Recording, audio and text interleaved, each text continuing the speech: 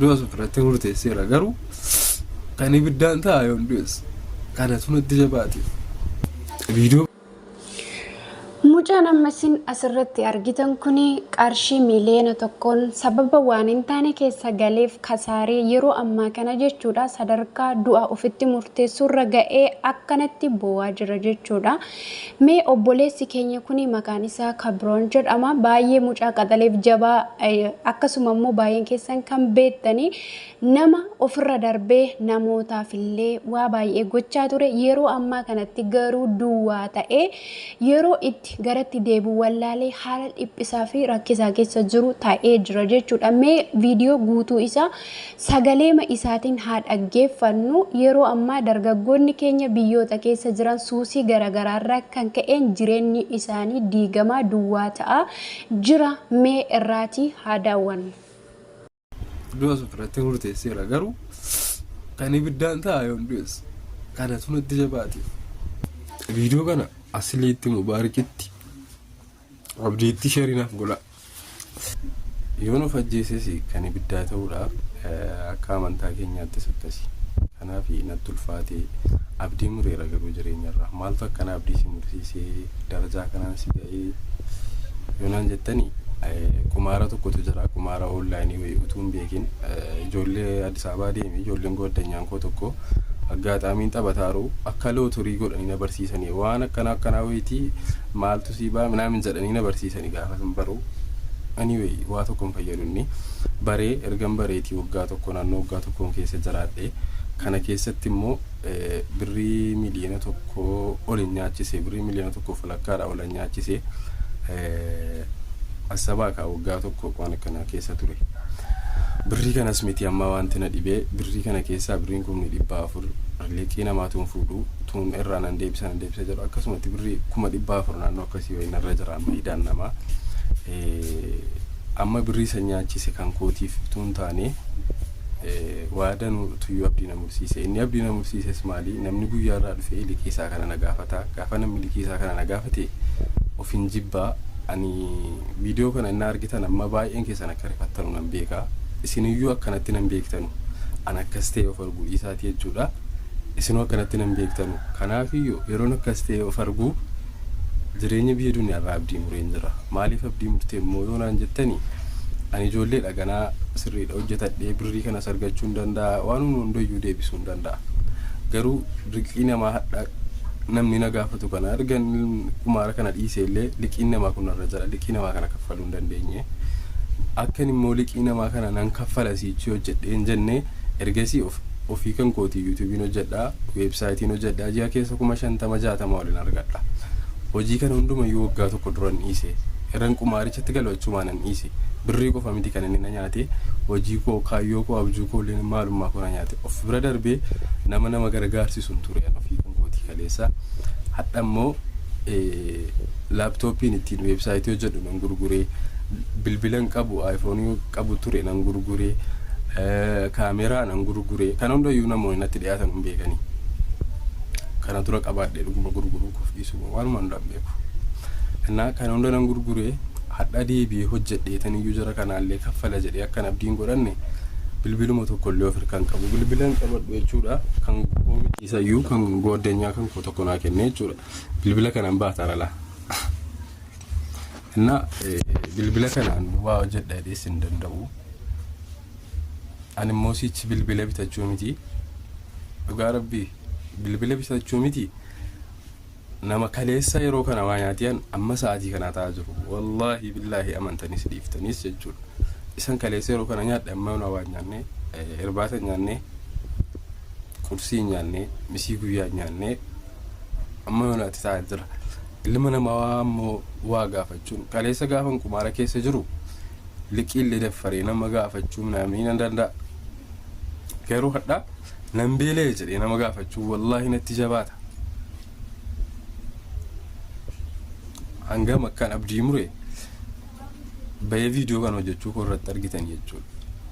Ana miti isinuu akka sirreeffattanu nan beekara viidiyoo akkana irraa argitan. Ilmoo dhiiraa gaafa taatan immoo gaafa ilmoo dhiiraa taatan immoo namni ati dhiiraa miti siin jedha.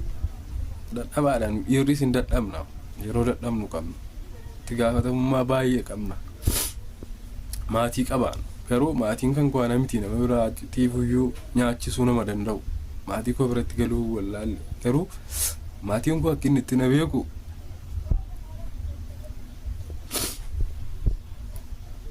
an jaraaf nama jabaadha.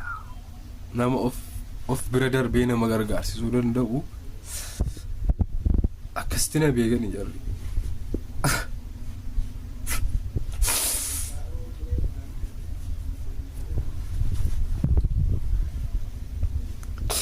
Akkasitti na beeku jarri. An nama of bira darbee nama gargaarutti na beeku malee isaan akka kana ta'e nan beekan.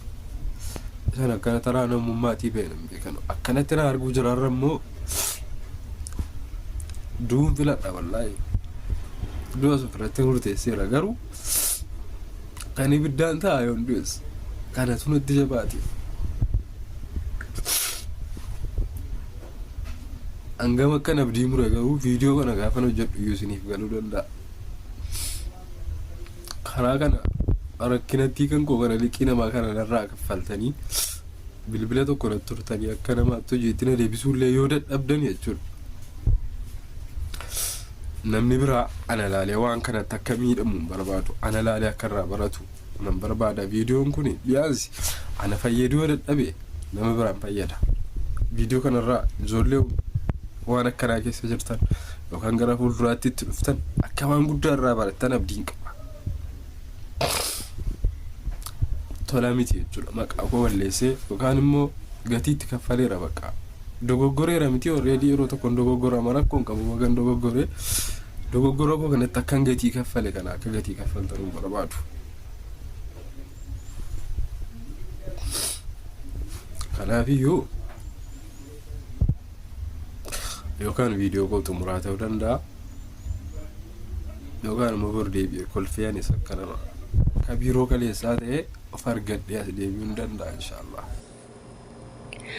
Maal kana qofaa dharee bifuma kanaa fi seenama kana fakkaatu torbee darbe keessa dargaggoota hedduun dhimma geemii fi qumaaraa garaagaraa irratti qabeenya maatii isaanii barbadeessanii duwwaa ta'anii maatii isaanii meeshaadhaan haga rukutuu garasii ga'anitti TV araaraa irratti baay'een hicciitii gurguddaa dargaggeessi yeroo ammaa keessa jiru gadi baasaa turan. Hidhaa gurguddaa keessa dargaggeessi keenya akka jiru baay'een isaanii ba'anii dubbataniiru. Erga miidhamanii, erga qabeenya isaanii fixanii, erga barnoota isaanii irraa adda ba'anii, erga haala du'aaf qophaa'anii hicciitii kana gadi baasanii dubbataa turaniiru.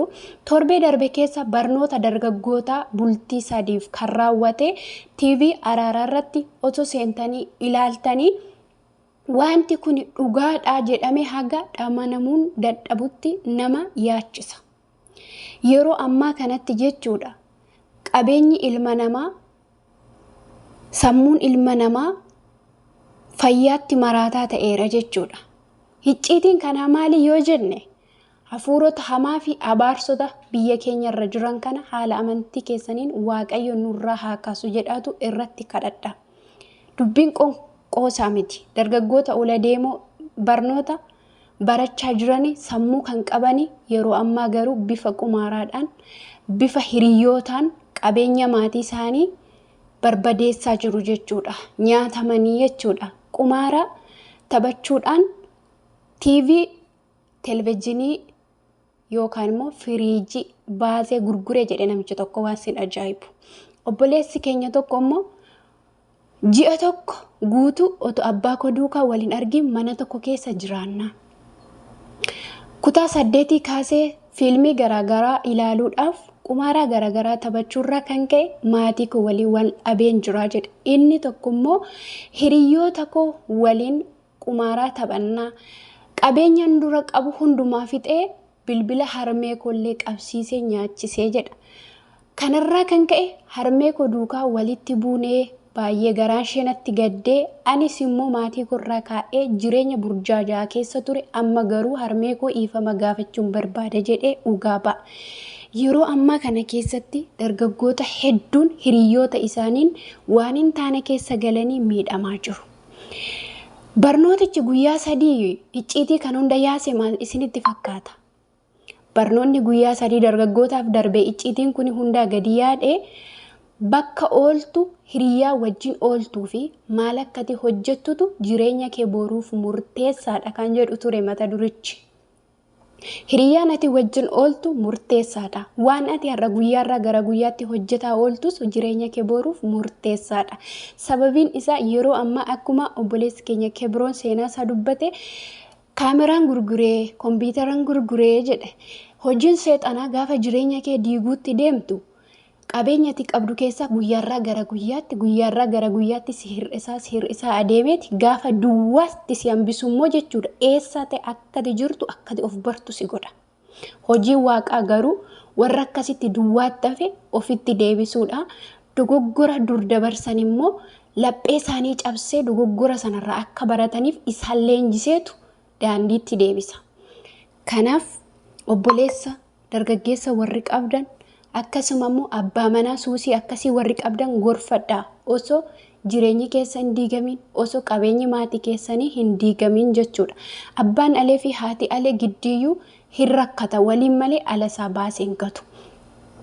Bara dargaggeessi qotee daldalee baratee maatii isaa jijjiira jedhame yaadamu keessa qotisa dhiisee barumsa dhiisee daldala dhiiseeti qabeenya maatii isaa qumaaraatti waan barbaadetti fixee duwwaa gochaa jira yeroo ammaa jechuudha.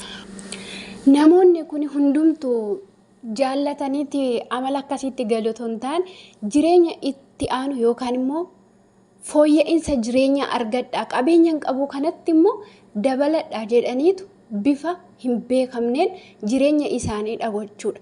Namni kamiyyuu jaallatee qabeenya isaa hin dhabu.